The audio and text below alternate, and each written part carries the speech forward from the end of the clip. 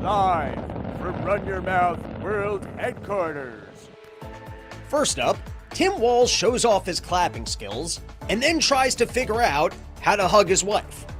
Next up, AOC reminds Democratic voters that she's the best at blackspeak. How a two-bit union buster thinks of himself as more of a patriot than the woman who fights every single day to lift working people out from under the boots of greed, trampling on our way of life. Next, Joe Biden's daughter shares her tips for how to keep Joe from making out with you. And lastly, the guidelines DNC attendees were given upon entering the arena. When they pause, you're going to clap. You got that? Every pause, clap. I need you guys yelling. I need you guys clapping. I need you applauding. You got that? It's your daily dose of misinformation, pulled from a lightly hemorrhoided asshole. It's today's Run Your Mouth!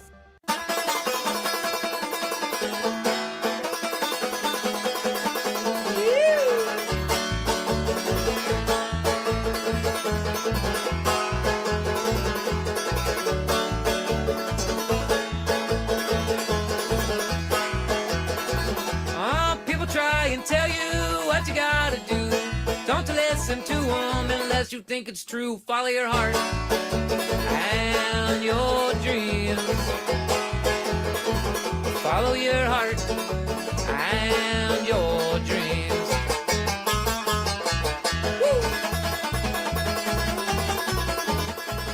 What is up, everybody? Welcome back to another edition of the Run Your Mouth podcast. We got a new intro song, courtesy of Fast Heart Mart. I hope you guys like it. Makes me feel good. And we got a lot to talk about. The news. It's moving too quickly. I'm over here. I'm popping my Zinamos. I'm popping my Zins. I'm drinking my coffees, having my energy drinks. And it just keeps pouring in. It just keeps pouring in. And you're like, I got to do a part of the problem today. I can't do a Run Your Mouth. And then more news keeps pouring in. We're going to have to start doing more episodes. It's getting out of control, the amount of topics that we have to get into. But before we get into topics, I have things that I'd like to complain about in my life. If you think we're just going to talk about the news, if you think you can just show up here and get an update without hearing a couple life complaints, you're going to get a couple life complaints. Because for starters, my entire body's breaking down. I thought I'd have till 40. Can someone please book me on Rogan? I don't even want to do the show. I just want some of that baby blood and whatever else he's always talking about with stem cells, tanks, testosterone, and growth hormones. Dave, you don't need to get me on the show, but if you can just get me access to the good stuff so that I can... Oh my... Dude, first you had the porch tour injury. I'm done limping, but I still can't work out my legs. And then you had the ski injury. I still can't do push-ups. And you're like, all right, I got pull-ups. And then I think last week I pulled... I don't know what I did. Well, I think I might have tore my bicep muscle. So now I think I'm down to working on my breath. You know that thing that you just do and you breathe and you get through your day and you didn't ever have to work on it or concentrate on breathing and somehow it worked? Well, I think that's what I'm left to. If anyone out there knows how to work on their breath, if you're also not drinking when you're at home, trying to avoid cake and just trying to get work done, but sometimes you need to take a break from it and now you can't exercise anymore, so the only thing you're left with is working on your breath. Or maybe I'll become one of these hot yoga people where you just spread your butt cheeks and you slowly become a vegan and start realizing we need to let more immigrants into the country and that we need socialism. Guys, if suddenly you find me talking about not eating meat and introducing more socialism, if you could just find me and you don't need my permit, just get some testosterone and just directly into one of my butt cheeks. Maybe I'll be like the Hulk and I'll be like, I'm healed. I can do pull-ups again. I did have a funny moment that I'd like to share with you guys, which is, sadly, when I first discovered the audiobooks, I was like, this is great. I don't need to read a book anymore. I can just be driving in my car. Instead of listening to all this nonsense YouTube clips, maybe I'll actually try and interject some substance into my life. Before I just peruse on the YouTube while I'm driving and pretending like I'm looking at the road while you're really just looking down, looking for the next thing that you can entertain yourself with while you're stuck in traffic, because everybody's in a car now. Yeah, what do we got to do to lower the rents in the cities? Instead of getting people homes and giving them $25,000 for homes, can we give people money to go back into the cities so I can be the only person that wants to drive into them? I don't know what happened over COVID that we convinced I did. Listen, I wasn't going to an office anyways. So if we can somehow convince all these people to go back to being in offices so that I just know, hey, 7 to 9 in the morning, don't be on the road, and don't be on the road from 6 to 8 p.m. I had unplugged myself from this system that you guys were all a part of that everywhere you went, it was overcrowded. Try and go to Costco anytime now and tell me when it's not crowded. I don't even have a Costco membership, but I'm thinking about getting one, except you show up once and then you got to deal with the hassles and you're like, you know what, I'll just go back to eating everything out of the gas station across the street, but because it might be overpriced, but just being able to open up a fridge, grab what you need, just pay for it and leave without having to push an entire cart like you're moving and bringing food for an entire village. Anyways, I wasn't even mad about Costco. That wasn't even the thing I was trying to talk about. I was trying to talk about, and listen, I see all you guys going nuts in the chat wanting to talk about the news, but I'm trying to complain about my life right now. This is complain about your life segment. We'll get to the news soon enough. There's more to talk about than we will even cover in this episode. But anyways, I listen to the audiobooks now, and what I've learned from the audiobooks is that you learn nothing. You listen to them at 3 times speed, you go, man, am I smart, and then you're 3 miles down the road and you realize you absorbed none of it. Sometimes you finish a book, someone could ask you, what was that book about? And I could probably do a better job giving you a summary of a book if I read the back cover and just bullshitted my way through. If I just Kamala Harris my way through what something was about, I would do a better job than, and I've listened to a lot of audiobooks on a lot of really big topics that you go, man, this guy must be educated on this stuff. I can't tell you one thing that's in them. Anyways, recently I was on this flight and, over my shoulder, I do a fair amount of over the shoulder looks. You try and not watch TV on the flight. I'm not one of these raw dog people. That's insane. What are you gonna sit in your chair and keep flipping through the cover and then just get progressively angrier while you're on your flight to then land in a city and then have to deal with all the elements when you've already blown all of your anger juices just sitting angrily on a plane? That doesn't work. Maybe when I become one of these, I'm going to work on my breath, people. Maybe when I redevote myself from, hey, let's stop working out till everything's injured and pivot to working on your breath, then maybe being on a Delta flight will be another opportunity to just sit there and be like, I'm going to work on my breath until I can next do yoga and stretch out and feel warm and then make my butt cheeks more flexible for other people to insert themselves into. But we're not there yet. We're not there yet. Anyways, back to the audiobooks. A lot of ADD today. Can't work out. So you listen to the audiobooks, and I was on this flight, and, I'll watch this guy's TV show, I'll watch that guy's TV show, and I saw this guy who was reading this book on emotional intelligence, and I'm like, you know what? I could use a guide on being a better human being. And here's my just summary of self-help books in general. I've read some that have given some little tidbits that maybe are useful in terms of, mindfulness, observing all the chaos that's going in your brain, separating yourself between the observer and the observed. I could go on for days about this nonsense. But the point I'm trying to make is, typically speaking, you read a self-help book and they're just describing other people. They might as well tell you, hey, you know what, you should try being taller. People who are taller have more success in life. So if you could emulate the people that are taller, you ever read a book where about social anxiety and they're like, try and interject humor into a conversation, because that works. That works, being a person who didn't know how to interact with people and then reading in a book, oh, try and be funny. You might as well tell me, hey, have you tried looking like Brad Pitt? Have you tried being especially handsome? Oh, women won't sleep with you. Have you tried being taller and looking like Brad Pitt? Because if you did that, you might find that more women want. Thank you, self-help book.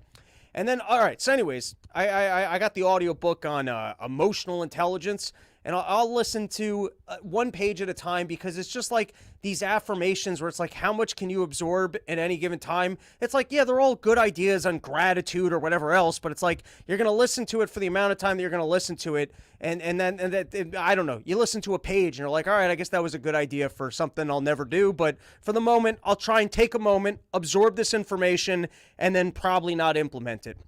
Anyways, listen, you guys can come hang out with me on the porch. I'm actually a calm, nice, normal person. I'm not always this yelly, but you get me alone in a car, and it's a little bit like when I'm podcasting. I'm a rageful individual when I have a pec tear, a knee that doesn't work, and a bicep that doesn't work. And I'm listening to this emotional intelligence book, and it's got and they came at me with this deep idea, which is you don't have to wait for other people to to apologize to you to forgive them. And I take a moment in the car and I'm like, you know what? That's actually a good idea. That makes sense. You hold on to gripes and grudges. It's just poison within your own body. And I'm taking a moment. I'm sitting there and I'm thinking about this idea. And you're like, what are the gripes and grudges I'm holding on to? And who can I forgive? And what other gratitude can I implement in my life? And while I'm having this conversation in my head, there's an old man on a scooter in the middle of the road.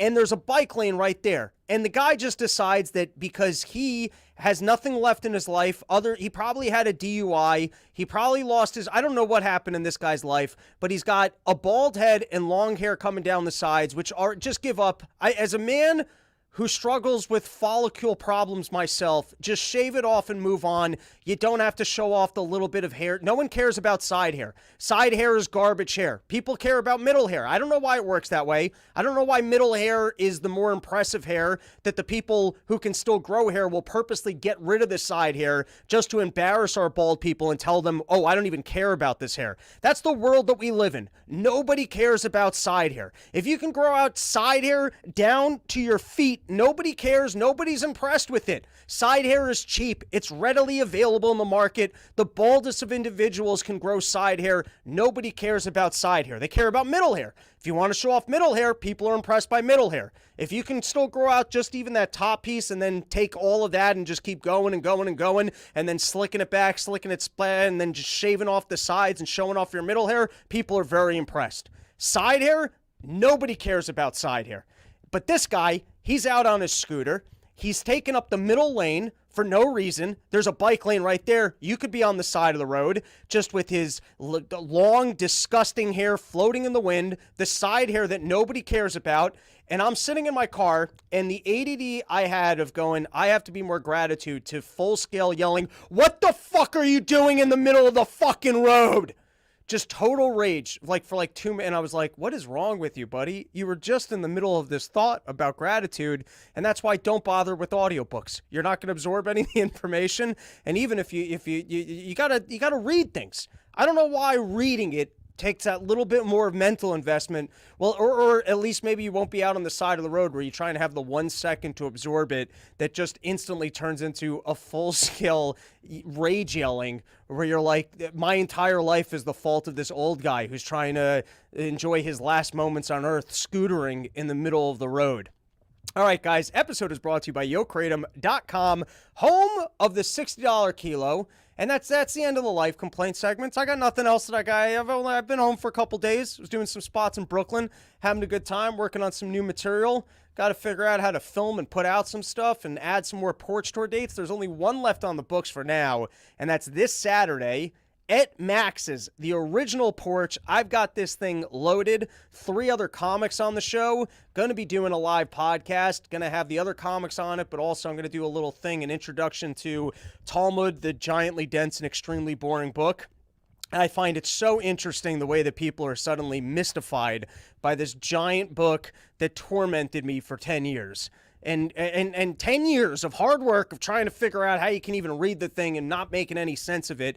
And then all of a sudden, people are pretending like there's all this interesting non-Jew hatred in the book. Where were those pages when I had to sit through these classes? Anyways, come out to Porch Tour. And on top of that, we've got a concert from the Shedcast Boys.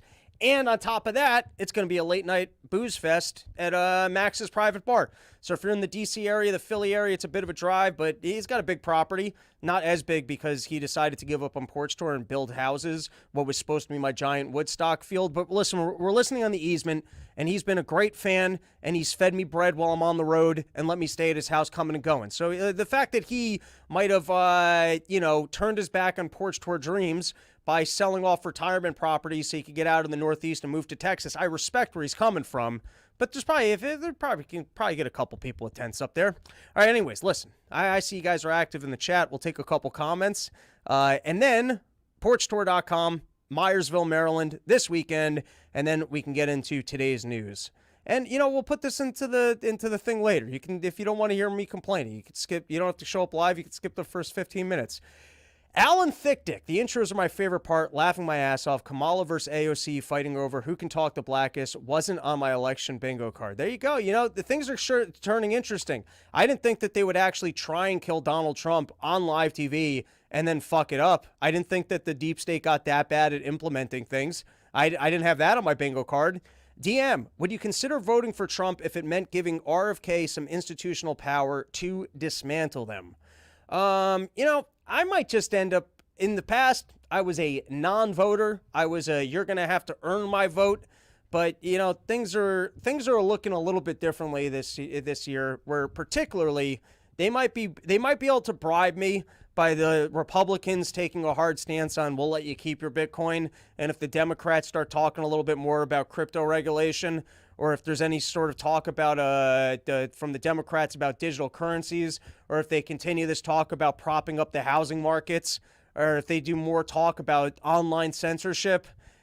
Listen, Donald Trump might not represent most of my values. He might do a lot of things that I hate, but maybe he plays a little bit of defense against the absolute worst of the liberal agenda, which is taking away our freedom of speech, policing the internet, telling us that we're saying no words, making our cryptocurrency valueless, trying to get us on a digital currency that they can track every single thing that we're doing.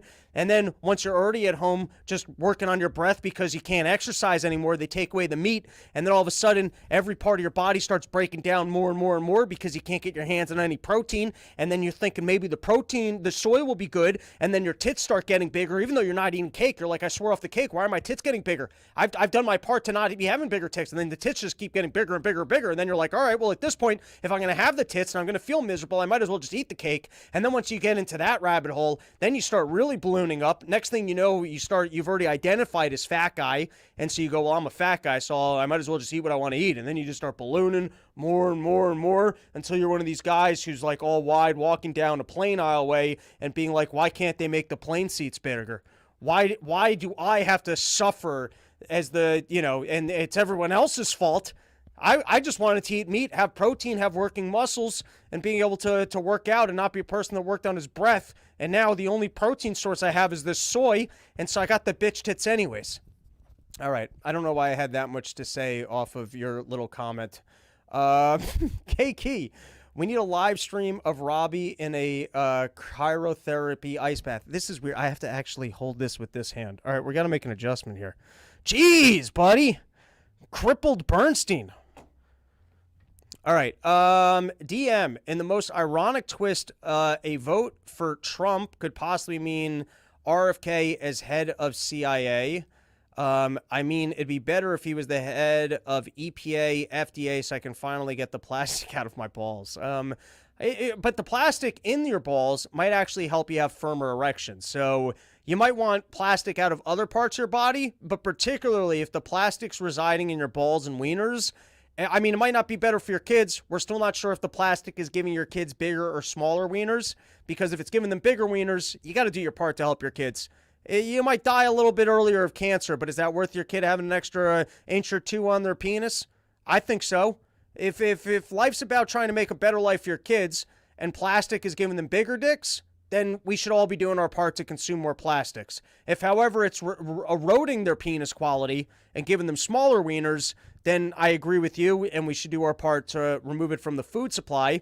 And if you want to talk about things that we should be addressing in this election cycle and should be the focus point of probably the first CNN debate, is whether or not the plastic is eroding the penis quality of our offspring. Now, you might want to come back and say, listen, you're going to be an old man, and don't you want to be the last generation of people with better wieners so that all the 24-year-olds are now trying to pursue older men who still have working wieners? And then I would debate, no, I already didn't get laid much in the 20s and 30s. Do I really have to be getting laid all that much in the 50s? I'd rather kids have healthy boners. I don't want to see their healthy boners. I'm just saying, if I have to pick the reality about what my preference of having a higher quality by comparison erection because they gave plastic to the kids, or the kids having better, or I don't know what I'm saying anymore. All right, hey guys, you guys are really thought-provoking comments today. Goalie saying Costco lines are insane. And then you know how they get you with the lines? This is part of the thing with the line. You're like, I've already fought my way into this store. I'm already here. I'm pot committed. I got myself the bigger cart because I know that I'm going to be picking up some beverages and I know that I'm going to be picking up some paper towels. And then you're already pushing the giant cart. And when I say the giant cart, I mean the one that's just the flat bottom. You're already pushing the flat bottom and you're like, I don't want to ever have to come back to the store again. So then it creates the urgency in your head of you're like, I better really make this trip worthwhile so that I never have to come back here again. And then you get back to your house and you're like, I'm rich. Look at all these paper towels that I have. And you consume more than you needed. You're like, look at how many seltzer cans I have. And then you consume more than you need. Then you realize you couldn't actually fit all the stuff into your freezer. And then by the time it gets to eating it, you're totally disgusted by it because you had more of it than you actually needed. And that's why thus far, I have not been a big Costco fan. Crawling POA. That's why I do ebooks now. I can take notes and highlight things in the book and take it everywhere. Aren't you special?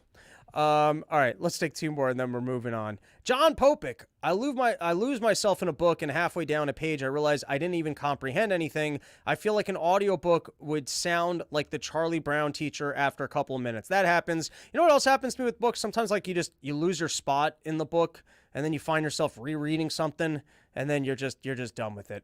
Aaron, the fact that he can pull chats from multiple streams is an indication of an interdimensional powers. Yes. That's why this show has such a massive audience and I am so wealthy, is because of my interdimensional powers. You figured me out, Aaron. Live stream, Costco does free delivery. There's no reason to ever go in. That's a game changer. Where were you earlier when I was railing about the evils of Costco? All right, let's get into the show. Let's start with some of the DNC coverage, which if I had to just summarize what's going on at the DNC. This is our time, America. This is when we stand up. This is when we break through. The future is here. It's in our grasp. Let's go win it. It seems like they had a little meeting and they're like, we got to continue on this energy train. We got to say that we're the energized party. And so they're doing it by yelling more. Somebody's coached this audience to just stand there and clap, clap, clap. And so their new thing is yelling, which basically worked for everybody but Joe Biden. And they did everything to make the Joe Biden moment come as quickly and as they ran him late at night. And then I enjoyed this for the beginning of his speech. They did everything they could to drown him out with cheers to try and make it that I guess he just wouldn't speak. Firstly, this is from the video here. We'll see what the news source is, but even look at the picture that they used for him because he went with the angry yelling. Everyone else kind of figured out how to be like fun yelling. And I guess the reason why they didn't drug him at the last debate was because whatever drugs they give him, they've turned and they just make him angry now. You've seen that friend. You've seen that friend for a while. He was a happy, jolly, one of the good drunks, turns into an angry drunk. You've seen that happen with other pharmaceuticals, if you've got friends that are cool enough that are taking them. And that's what happens with drugs. At some point it turns, and so they had a little bit of a run where they were giving him the drugs, and it was actually putting some pep in his step, making him coherent, making him able to read a teleprompter and be there, actually be within his brain as a human being. But now we're at a point where I guess if they give it to him, he just turns into a yelling lunatic. But I like the strategy of pretending like there were so many applauds that he could only go on after midnight, putting up on the first night so that you hope that everyone forgets that he was even there, and then trying to get the audience to just not stop applauding so that he doesn't even have a chance to speak. Let's give that a watch. Oh, wait, is this not the beginning of his speech? Oh, no, there he is. Yeah. Waving. He can't believe it. He's actually alive. He's as surprised as we are. And then there you are, standing ovation that does not end. Thank you. It doesn't end.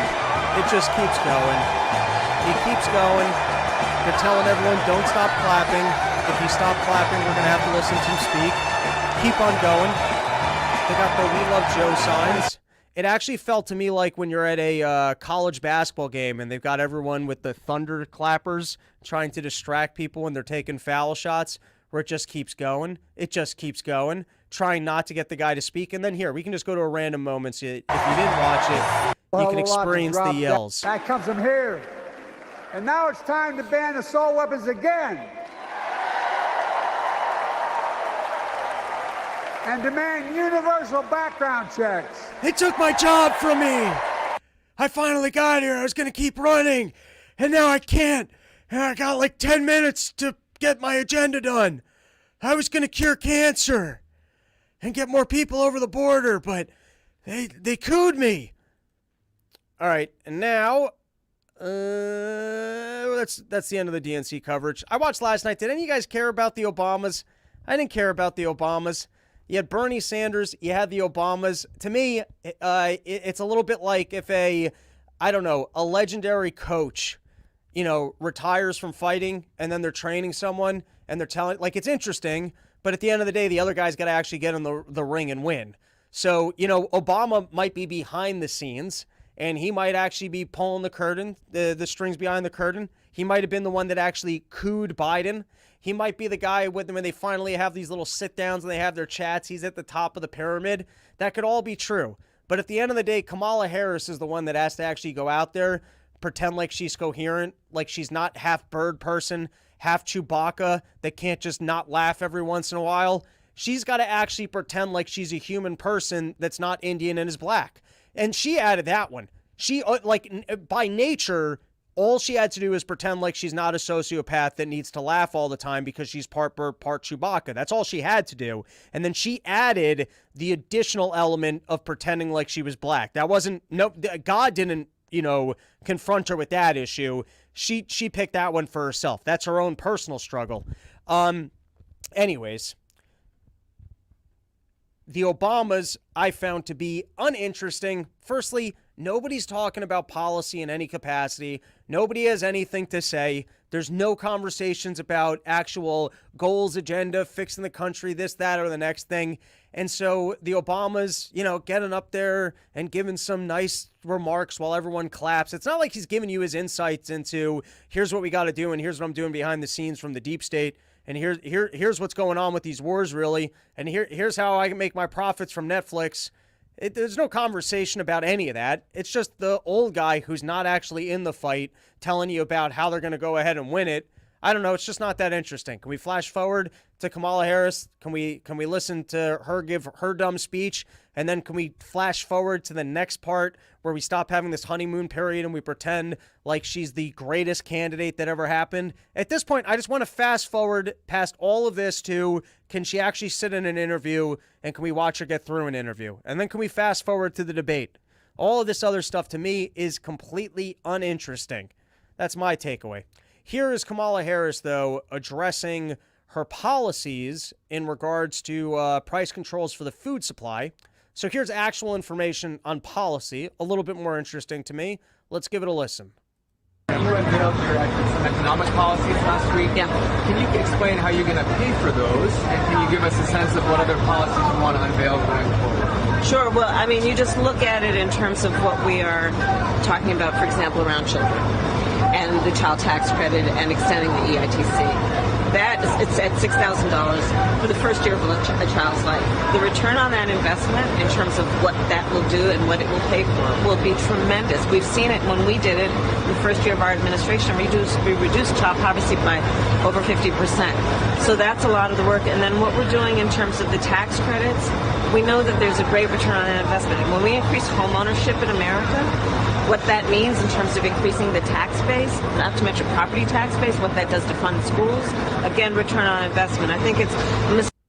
All right, so let's first start with the return on investment of putting people into homes. Doesn't that actually sound to you kind of like what I was describing of the devil's money, where it's like, hey, if we put this into people's hands and then they're forced to use it, we can imprison them into the system. Where once they're imprisoned into the system, look at all the fees that we're actually going to be able to charge them. We're not actually handing them any free money. We're indebting them into the prison where now they're going to be able to afford a home. We're going to be able to place them into a home that's actually going to cost them more money because of the money that we put into the system. And now that they're stuck in that home, look at all the fees that we can hit them with, and look at all the money that we'll actually be able to extract from these individuals. So we're not actually helping these people. What we're doing is figuring out how that we can lock them into a situation where we can extract more wealth from them. But that's not even, I mean, that's kind of the subtext of what she's saying. But the return on investment argument is interesting, because I guess that's true of any free money that you hand to anybody ever, is that you get to go, well, we expect a return on investment. Will there actually be a return on investment? When will you see this return on investment? Hey, if we saddle kids with debt to go to more school, then there's going to be a return on investment. If I hand people free money and they're less stressed about this and then they go spend on that, there's going to be a return on investment. There's going to, I mean, so who are we picking as the winners in this? And is there actually a return on investment? And are you going to see it within a time frame that it makes sense to make that investment? Is that really the best spending of this money? Did you do the ROI on every other way that you can hand free money to people? All right. More on Kamala Harris and her plans here for basically initiating price controls. And give me a second. I'm trying to work with my left hand here. All right. So first is, I believe I got this from a Mish Talk, I believe. It's a great economics blog. He's also got great political coverage. I read it nearly daily, and he's a smart guy. So I don't always comprehend all of it, but he does have great coverage, and I read it nearly every day. So this was talking about price gouging, because, of course, this is always the appeal of the Democrats. It's, listen, yes, we understand that sometimes regulation gets in the way of economic growth, but we know how to have the perfect amount of regulation. Hey, guys, we're only going to go after the price gougers. Now, who gets to define price gougers? Is this like arming the moderate Syrian rebels? Is this like giving free money to the banks because of bank elasticity? Is this like reasonable gun control? Who gets to define these terms? Are you going to define these terms? Are you going to stick by your definitions? Or do you get to just go, listen, we're not against people just trying to keep their businesses open. We're not against people who want to have reasonable spreads that allow them to just operate a business. What we're against is the price gougers. Now, are grocery stores engaging in price gouging? What is your definition for price gouging? Because in this case, here's a chart. Here's your price gouging narrative. Average costs paid by businesses have risen just as much as costs charged to consumers. If businesses are being greedy, they're doing it all wrong.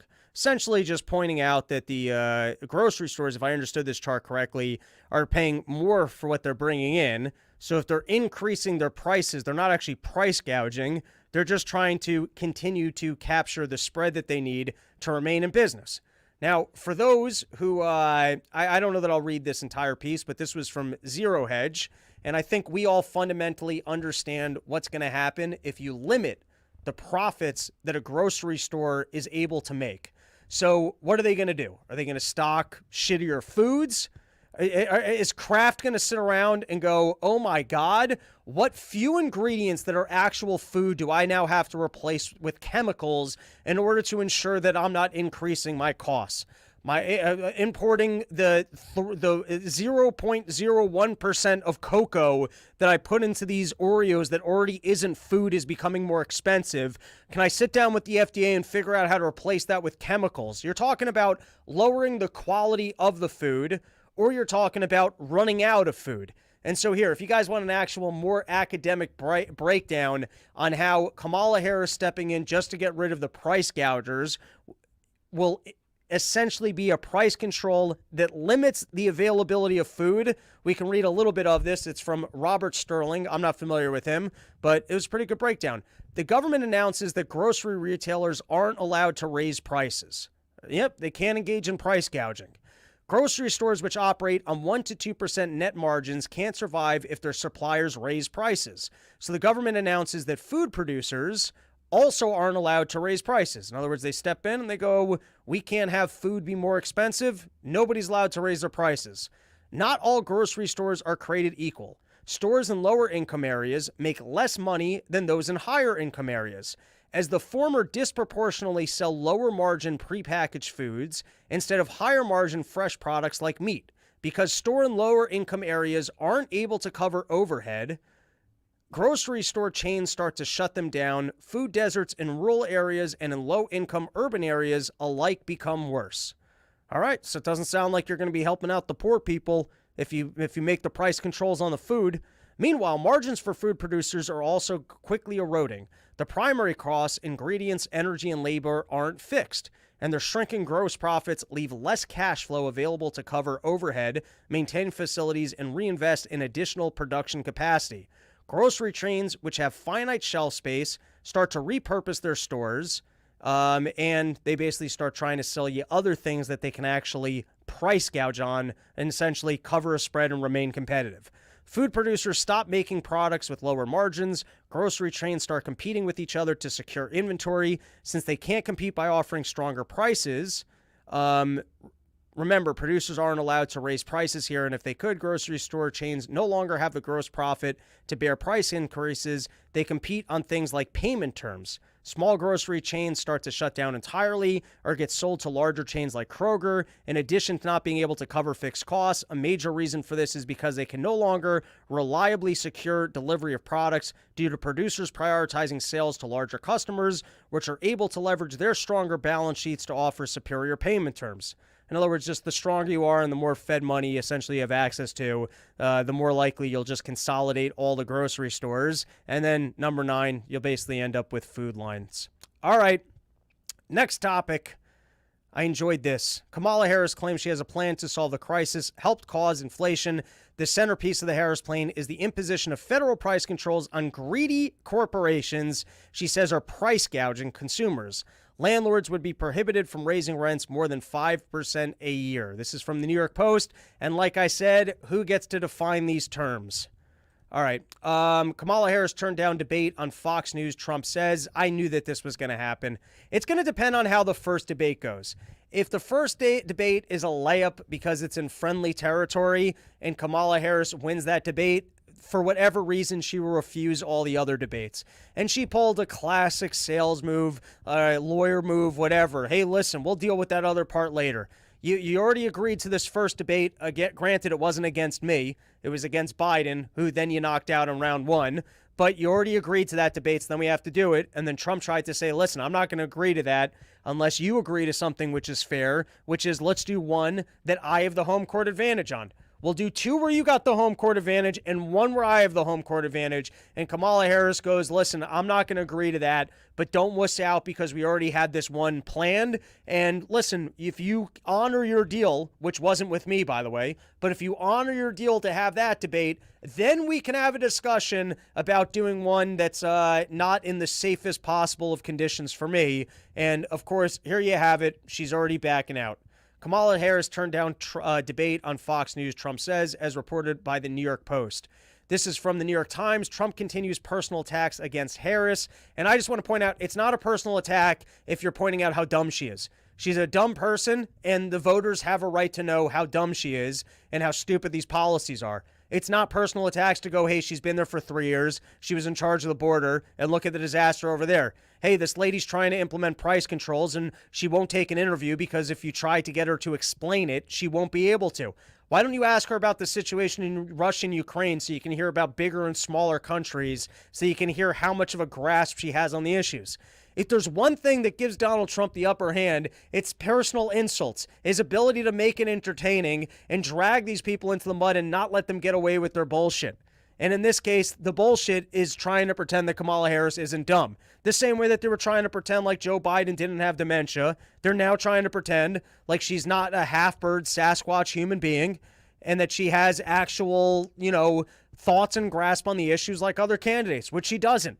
And so here, this is them trying to pretend like even amongst the Donald Trump camp, they're telling him, hey, don't do the one thing that you're good at. The thing that got you elected the first time, that there's actually a contingency of people that like you for, and that you're actually very good at showcasing where people are lying, such as Kamala Harris being an Indian, Joe Biden having dementia, Hillary Clinton being a criminal, taking out the entire RNC, Remember when he ran and he was making fun of everybody? Hey, the one thing that you're good at, your own camp is telling you that you shouldn't be allowed to do because it's just not dignified and nobody likes it. And the fact that you're doing the one thing that makes you win fights is you're actually going to lose this fight if you keep on doing that. Great commentary from the New York Times. All right, Theo Vaughn did an incredible interview with Donald Trump. I listened to the whole thing on my ride back from the city last night, and I got 3 timestamps that I want to play. But before we do, what a shift in what's happened in our media landscape, where you've got the DNC being the energized yelling party, and then you've got Donald Trump coming off like the old kind man. This seems like such a reverse character role where Donald Trump seems to be sitting there and just being the compassionate old man. Remember when Biden's the soul of the country? I'm here with the soul. And then you hear Donald Trump just sitting here. I guess he's got an ego change since they shot him on live TV. And at least the persona now is that of a guy who's just calm, sits in the pocket, and just sounds kind of caring. What's this cocaine that used to be? Really? You had a real problem with that? Oh, yeah, my brother had an addiction too. All right, that's first takeaway. Second takeaway is it's amazing how reasonable Donald Trump can be when you just have a calm and normal conversation with him. And then you remember just how messed up the entire, projection of the Donald Trump thing was, where the media would sit there and basically poke at him, and then he would attack them back, and they go, look at how unhinged he is. You can watch this whole interview. He's not always completely unhinged. If you're calm, nice, and normal towards him, he's pretty civil back. In this, I actually don't have the clip, but he even compliments Jake Tapper, and he goes, listen, they were actually fair to me, and so I'm no longer calling him fake Tapper. I thought that I couldn't possibly agree to that debate because of how bad those moderators had been in the past, but he's like, those moderators were actually fair to me that night, and kudos to them. But remember, the media the last time around had this massive temper tantrum about how horrible Trump was as they mistreated him, as they called him a Russian asset through all the storylines that they threw at him. They kept poking at him. And then when he didn't just take it and he attacked them back, they went, look at how uncivilized he is. How can this guy possibly hear? And then they continued to have a temper tantrum to the point that your average voter was at home just going, make it stop, make it stop. I don't want to hear this anymore. I don't want to hear this anymore. And if there's one thing that this interview showcases to me is how much of that was actually generated by the media and the temper tantrum of the media reacting to him and then poking at him and then getting mad at him when he just wouldn't take it. Because if you sit down, I don't think Theo Vaughn is the political expert of our time. I'm not saying that he's not smart. I'm not saying if he's not curious. If anything, his kind of calm demeanor here of exploring his natural instincts of what things should be fair and how do we fix some of these things that I'm observing as being a massive problem just in my caring for human beings. It's very genuine. It's a very honest conversation. It's exploratory. But the fact that Theo Vaughn's not just sitting there with a I'm going to bust you attitude or why didn't you do this? Why'd you say that not nice thing? Actually giving Donald Trump a chance to explain himself without just criticizing, being critical and poking at him and trying to bust him on stupid horse shit. You can see how normal of a conversation Donald Trump can have. Now, at times, does he still do the Donald Trump thing where you're almost listening, you're like, really, this is the brightest guy we have to run the country? Is this really showcasing a handle on these? And later in the conversation on some of these, you're like, man, this guy really does have a firm handle on things. But the point that I'm trying to make before I play some of these clips is that if you are calm and normal and don't ask these insanely critical, busting you questions, you can have a calm and normal conversation with Donald Trump. And so this whole thing about the chaos that he brings to the table, a lot of that was just media fabricated. Do something about it. And she's unwilling and incapable. I'll tell you what, if she's the worst vice president ever. He's the worst president ever, a deadly combination. And we have a country where the border... I don't know that I started with the right first clip for saying, hey, this guy's not divisive at all. And look at how calm he is. This is just him being a little bit more angry. A little bit more just old and tired as he goes, worst ever, worst ever. So yeah, that's critical off the bat. But he's got a point here. And in terms of just persuasion and winning the election, she was there for 3 years. She didn't do any of these things. She was the worst vice president. She had the worst rating. She had the worst polling. People did not like her. And then all of a sudden you're telling me that she's the most favorable ever. And here's the things that they got wrong. But let's continue. Orders are bad, where the world is blowing up. You look at Israel, you look at Ukraine, you look at all the different things that are happening. Oh, She has no clue. And you know what I say about her? Why don't you do it? You know, she complains about everything. She's been there for 3.5 years. Why don't you do it? All you have to do is say, why don't you do it? Why didn't you fix it? You could fix it right now. Don't, do whatever you're doing. Yeah. And she won't talk to you, and she won't talk to anybody. She won't be interviewed. She's welcome to come on. I would love to get to talk to her. I'm sure she'd be very exciting. I mean, these are the golden points for Donald Trump to be running around with right now, which is she won't talk to you. She won't talk to anybody. She can't possibly explain any of her positions. And she was there for 3 years. She had all of the ability to do the things that she said she'd like to do, and she didn't do it. Donald Trump actually put this great campaign ad out. I don't know if you saw it, where they just cut her off out of context on inflation, where she starts rattling how like meat's doubled in price. And then she goes, and that's why we're going to have price controls. And Donald Trump just cuts it off to go, basically, look, she's acknowledging that everything has gone up in price since they were in office. Actually, you could make her exciting, probably. You think? Yeah, I think so. Somebody said she's a good roller skater. That's what I heard, which is crazy. You kept bringing that up. Donald Trump doesn't laugh at it, but if you go listen to the interview, he brings it up like 3 times, and it's funny every time. All right. Crap. I'm trying to work off my my left hand here so I can hold the microphone in the right hand. Let me tell you, we're not far away from me just working on my breath and having to do this show sitting down like a normal human being. All right, let's see if this was the next. I think you both acknowledge how horribly rigged the healthcare system is. All right, so this was one of the ones that Donald Trump actually had a good answer for, seems like a good handle on. And in terms of all the things I've heard about what could actually benefit their healthcare system, this one makes sense. Listen, I think obviously healthcare, government regulation, licensing laws, there's a lot of things that have disrupted and corrupted our healthcare, policies and driven up prices. And there's a lot of problems. But the fact that you can't just see the price of what something's going to cost you and that you can't find out up front, like you just go to a doctor's office and you get a bill later and you can't compare prices between different places. And if people had to actually own their prices up front and you knew, I guess, hey, if I travel one town over, it's going to be that much cheaper, which could at least interject some competition or some streamlining of what the prices should be, or some accountability for them where they have to actually tell you what they're going to do beforehand and what it's going to cost, and then you don't find out afterwards that they used the $14,000 scissors that they threw out in the garbage. And you're like, well, can you not use the $14,000 scissors? Do I have an option for like the $4 scissors? Can I bring my own scissors? Is that an option? I'll bring them in packaging, sterilized. Can I go to India, pick up scissors, and then you don't have to charge me $14,000 for the scissors you use?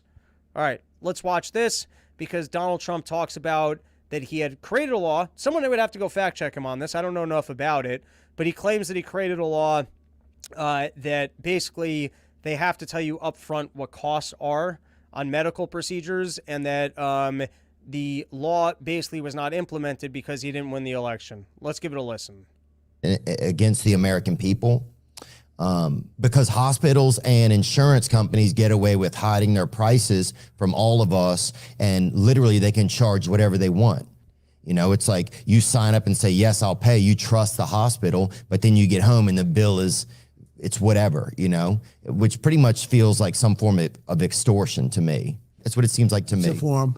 But you had an executive order where you created a federal rule forcing hospitals and insurers to publish all their prices. Yep. Right? So that people would be able to know, okay, if an MRI costs $600 here and it's $5,000 there, then I can go here and save myself money. Right.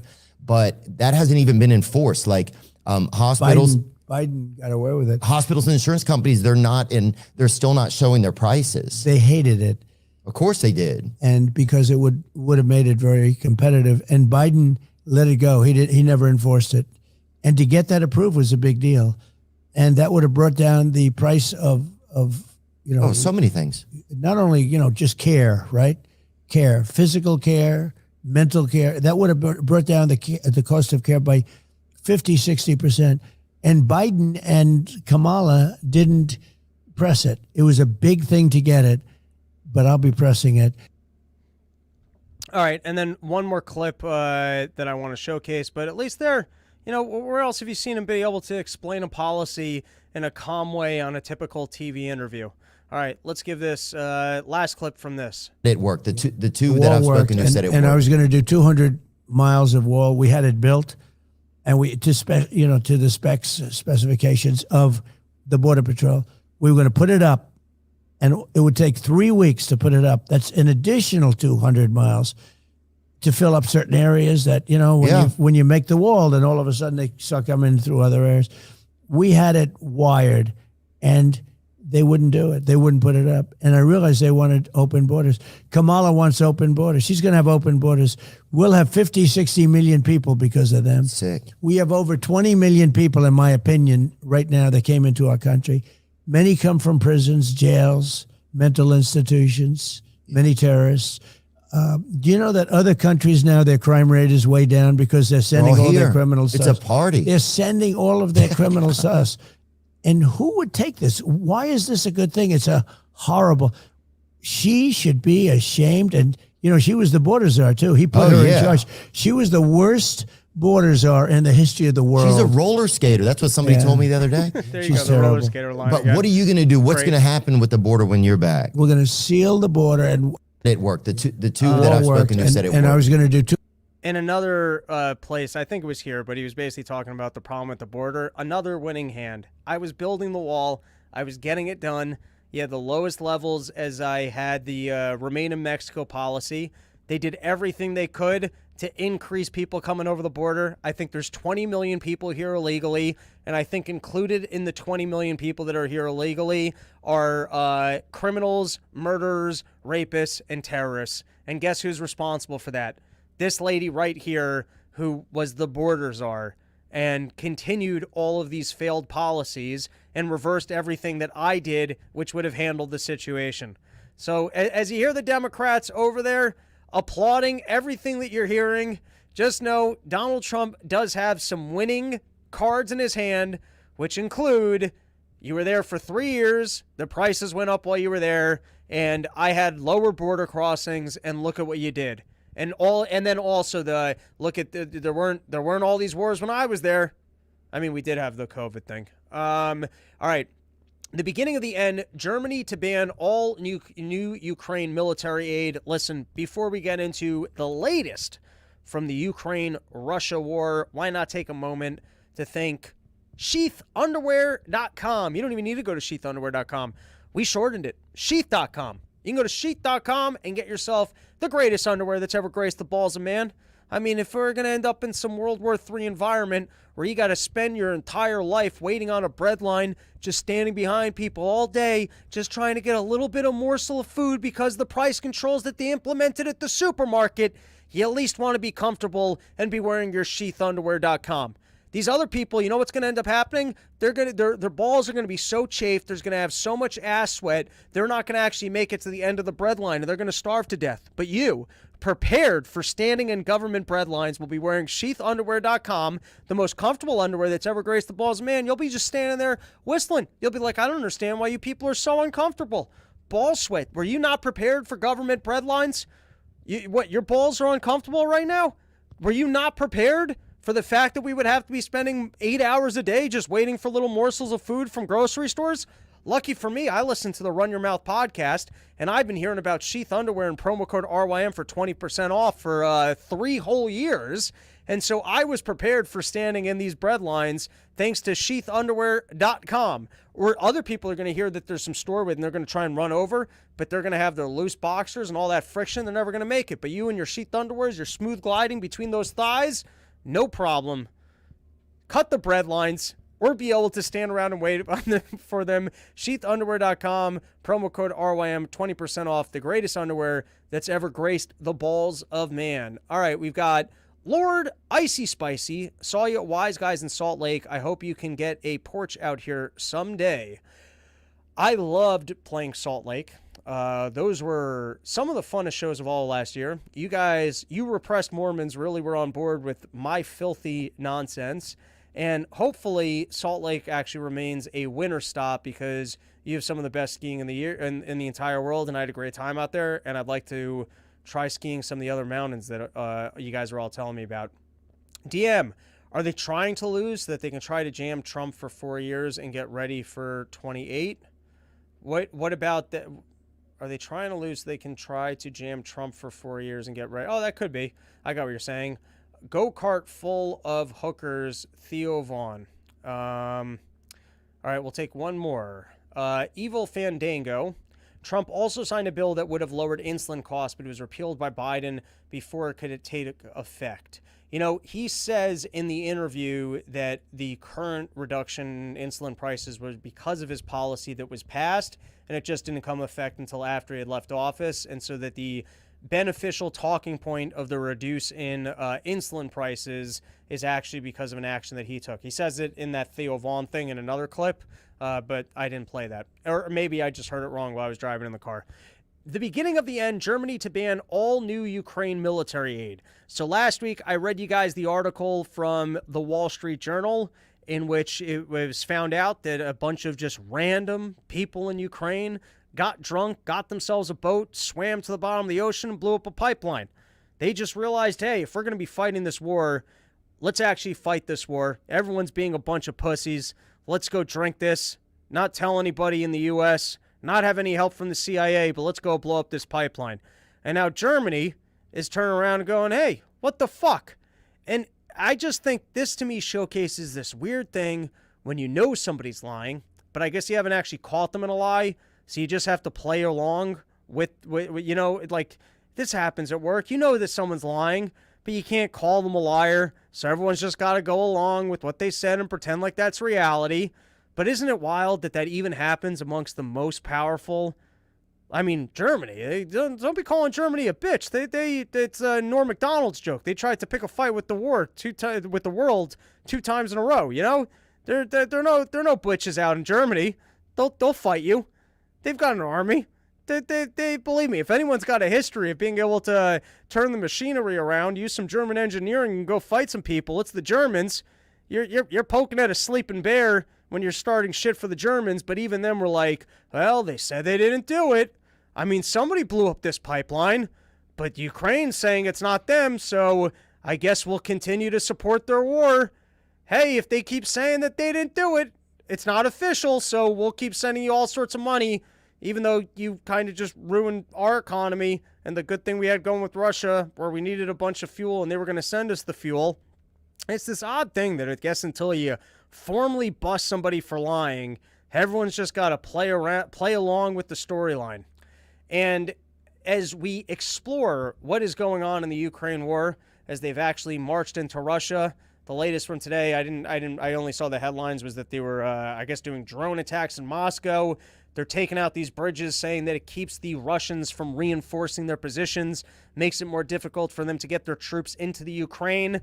Last week, talking out of my ass, I said maybe they're just trying to grab some land for a more favorable position when they go to the negotiating table and wind down the war, and maybe they try and swap back some of the Russian land for their land. Pull that one out of my ass, but, you know, at least it's as good as the CNN coverage, which I'm about to play for you in a second. But then this was a Wall Street Journal article about Kiev's troops are in trouble on the Eastern Front, that they don't actually have enough supplies to be contending with the people who are now marching into Russia and the other front lines that they have, and that this was a strategic blunder as they've now split the front, which makes me think that they're like, it's kind of like the banks. You got to make things a big enough mess so that the United States government actually comes and bails you out, and until things are messy enough, then they don't have to. And so it's like, you keep sending all these bombs over Israel. Look at how much of a mess we have over here. And now it's like Israel and Ukraine both have to compete for dad's attention by making their situation a bigger and bigger mess, because whichever situation seems like it's under control, then the other kid gets all the attention. But here, I called it. I pulled it out of my ass. I said, hey, maybe this thing's coming to an end, and they're just trying. I was like, they're either grabbing it. These were just my out of the ass. I have no idea what's going on here, but maybe it's They're grabbing some land so that they can repitch this thing to the American people as we're in our election season to go, oh, no, look, there's positive. They made the mistake of playing defense the whole time. And what they didn't realize is that they're actually much better playing offense. And now that they're playing offense and they actually got the Russians on the back pedal, we've turned the entire tides of this war. And it's now no times to get it. Now is not the time to give up. It took us 3 years to learn that we're actually an offensive team and not a defensive team. And so if we're going to be fake fighting with Russia, we need to actually be doing it in Russia. We're not having a war with Russia. Sure, it's where the country that we kind of pushed into it and then ignored the red lines on, and then had Boris Johnson throw out the peace deal with, and then they're using our supplies and equipment, but we're not fighting Russia. And I mean, talk about the escalation of actually doing that within Russia while still going, hey, we don't want to fight anybody over here. And yeah, you guys can still continue to spend the money on the pipelines. You just got to make sure that the payments are actually going to Ukraine and we're getting our cut on it. You can't be building pipelines and trying to cut us out. Anyways, I was saying it seems like one of two things.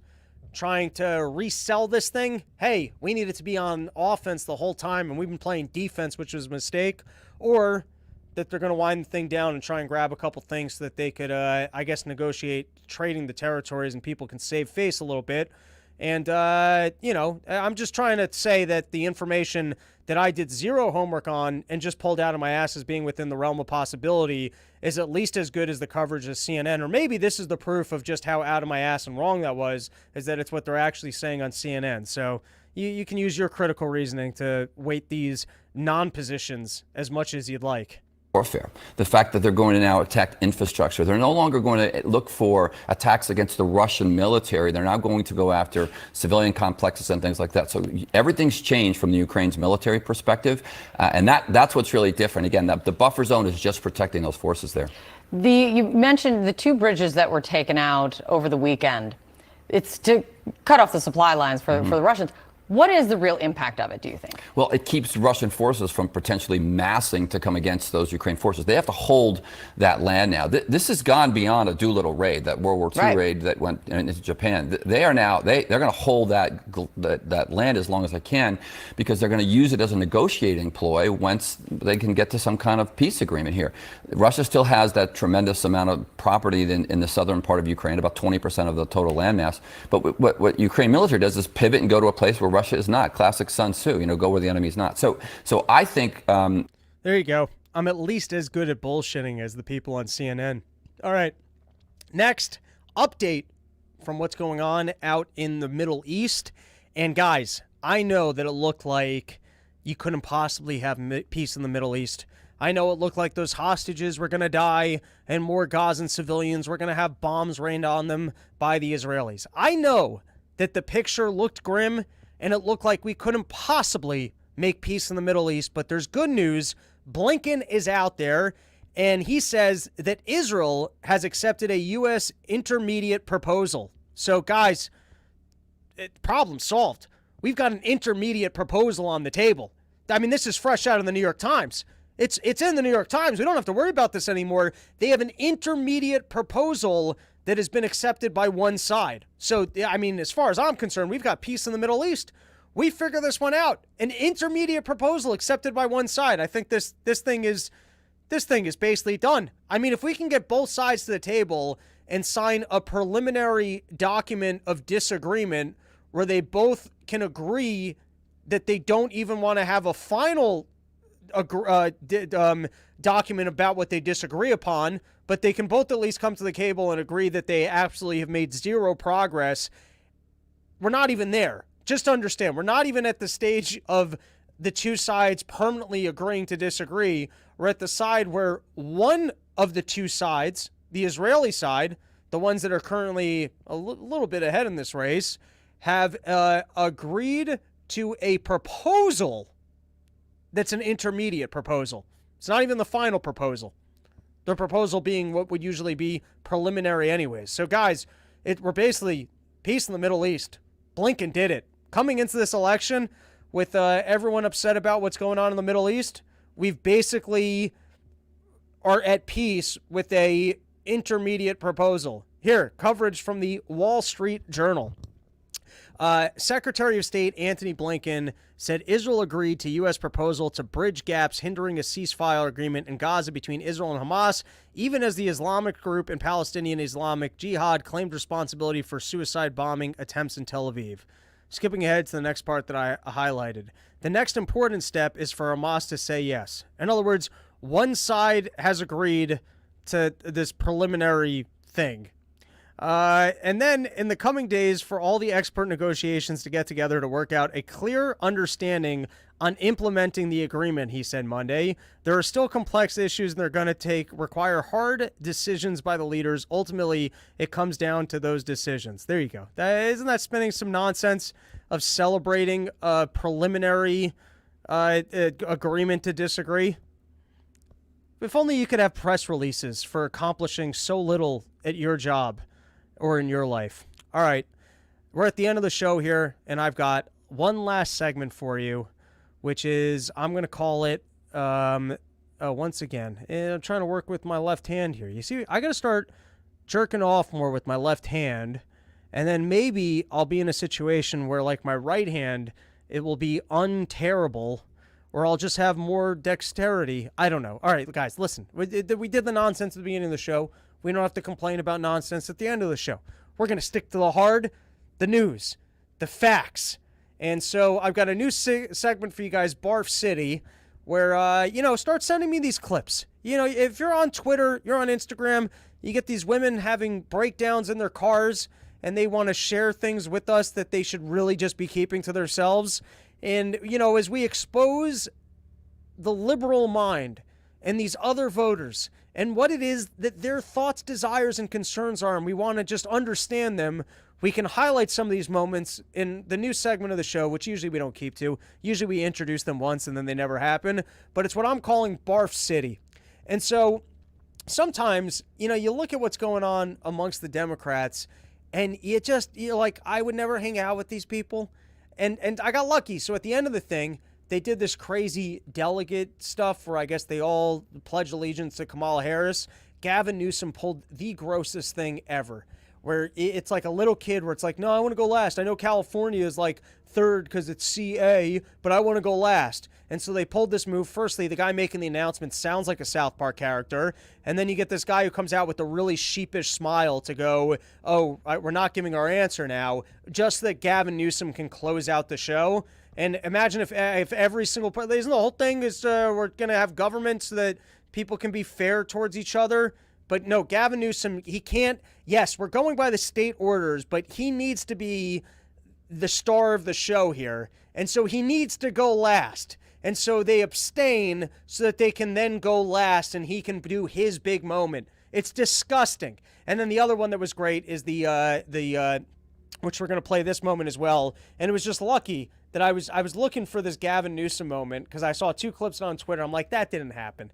I'm like, because I put it together. I saw the first clip of the guy being like, I'm not answering. Then I saw the Gavin Newsom show, and I was like, did they do a fake thing? Did they do something that pathetic where it's the garbage time of this show? Nobody cares about this formal process. You've got this DJ up there. You got all these people. You got this lady from Kentucky. Everyone's just coming forward with I'm the most energetic person from my entire town, and I'm here with my governor, and here's why the Democrats are psychopaths. That might as well be the speech that each one of these people are giving, and they're putting up bigger freaks and more examples of, I want nothing to do with this entire contingency of human people, and we really need to separate the country and have nothing to do with them because we can't get along with these people. The fact that this is cool to them and this is their worldview, how can we possibly coexist? It's the Barf City segment where we just showcase the attitudes, demeanors of these individuals that we don't want to get along with. We will never convert them to our worldview. And we shouldn't be trying to share a country club with them. We shouldn't be trying to share anything with them. They're just too different. They're like Martian creatures. And there's no reason to try and it's like, all right, anyways, we can play a couple of the moments here. I think the first one that I have lined up is the Gavin Newsom one, or it might have been the lucky moment of the governor from New Jersey who appears to be a Mr. Bean character who then introduces a trans doctor. And just showcasing the freak show of people with a different worldview. All right, let's give it a watch. Mr. Secretary, the great state of California passes at this time. Mr. Secretary, the great state of California passes at this time. So when I first saw this clip, I was wondering what was going on because just the smirk in this little weasel's face, I actually thought it was an SNL character. I was like, what is this bit? I don't remember this bit. I don't remember this guy being on SNL. He delivers it. I forget the guy's name. Oh, you know what it is? The guy who was did the movie with Arnold Schwarzenegger. He sounds like him. I can't remember the guy's name. Taron Killam, I think, maybe something like that. He's got that guy's tonality. He looks like a different SNL character. And when I saw this, I was like, what is this weaselly little smirk? Why is California not validating this? And then it turns out it was so that Gavin Newsom could have his grand moment and that he could go last. He didn't want to go in order. Everyone else needs to go in order. But Gavin Newsom needs to have his moment. He was supposed to be vice president after all, or get some sort of a cabinet position. I mean, the way he's ruined California and played ball with the regime, you would think they would give him something. So at a minimum, they can let this little Weasley guy have his stupid smirk and then let Gavin Newsom go out. And so let's watch this Barf City moment. The great state of California. How do you cast your... Tell me that guy's not a South Park character. Does that not sound like Matt? I'm bad with names. Let's get vote. My name's Governor Gavin Newsom. I'm so handsome, everybody. Everyone cheer. I know it's the end of the night. From the great state of Nancy Pelosi. Ooh, paying tribute to the big boss, the one that's made more money than anyone and was actually able to pull off this coup and get rid of the old man. I come from a state like our nation of dreamers, of doers, of entrepreneurs, of innovators that prides itself on being on the leading and cutting edge of new ideas. California is the most diverse state in the world's most diverse democracy. And we pride ourselves on our ability to live together and advance together and prosper together across every conceivable and imaginable difference. But the thing we pride ourselves most... Barf City. All right, I'm going to play one more. Represent your state with pride as we unite for the future.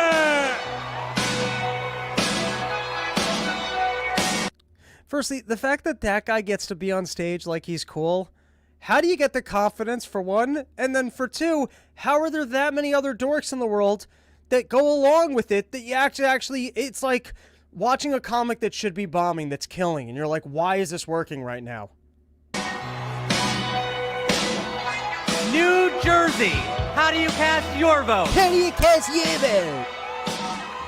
Everybody, Tell me that's not Mr. Bean. Governor Phil Murphy. We're from Jersey, baby, and you're not. What a quote. We're from Jersey and you're not. In the great Garden State, we care about protecting women's rights and lifting up vulnerable communities. That's what we mean when we say the great Garden State. My name is Dr. Joey Perella, pronouns. If you're looking for medical care out in New Jersey, you can see such wonderful, healthy individuals such as Dr. Gabriella. She, her, hers. I'm a proud resident of the Garden State. I'm proud to stand with Kamala Harris and Tim Walz because they stand with the LGBTQ community.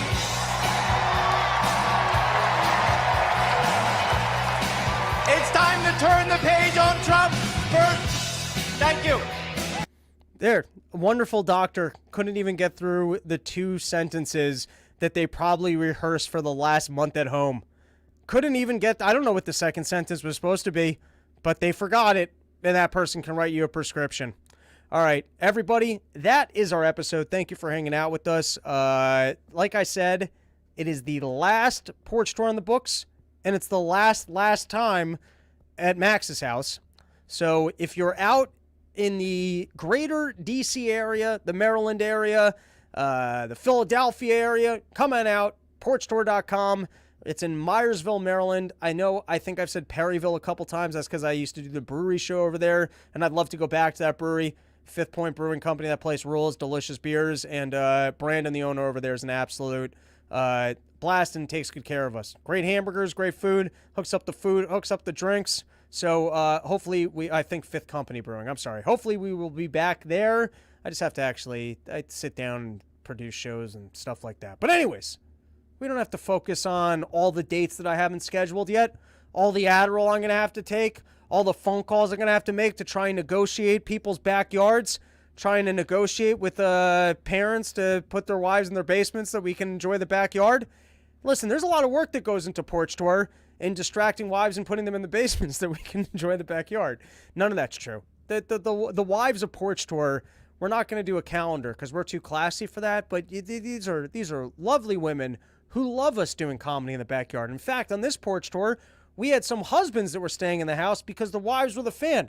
It is a different era of Porch Tour, everybody. But anyways, guys, this Saturday, porchtour.com coming out at Max's, the OG Porch. It is a stacked show. It's $20. You get a rap concert, you get a live podcast, you get a stand-up show with 5 comics, and you can hang all night. All right, and then lastly, sheathunderwear.com, promo code RYM, 20% off the greatest underwear that's ever graced the balls of man. And thank you to yokratom.com, home of the $60 kilo. That is our show. Back probably on Sunday because we're going to do a live podcast